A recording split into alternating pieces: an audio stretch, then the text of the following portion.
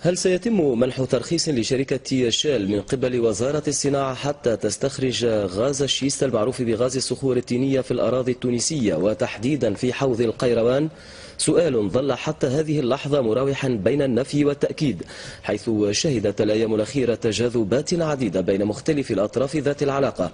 في النقل التالي هذه فكرة عن تقنية استخراج هذا الغاز وتأثيراته البيئية والصحية وآراء الأطراف المتدخلة في هذه المسألة.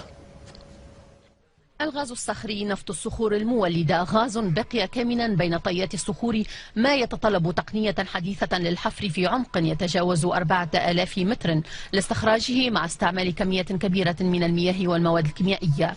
خطورته حسب الخبراء تكمن في عملية التفجير التي تضخ بها المياه إلى الأعماق. تونس لم تخرج عن السياق العالمي خاصة مع شح الموارد الطاقية.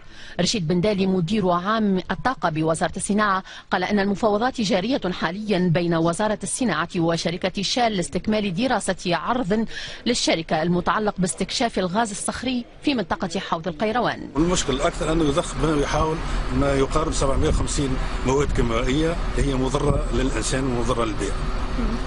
وذلك فانه مثلا في منطقه القروان يعني تكون في خطوره بمكان خطيره جدا ان يعطى رخصه بقروان، لان القروان فيها ليبلاطو القروان والفلاحه نفط دائم. الغاز دو شيست قسم العالم وضجه صايره في اوروب كامله. في كندا اخيرا اعلن فرنسا منذ سنه واكدها فرانسوا هولاند منع هذه نظرا للمخاطر نتاعها.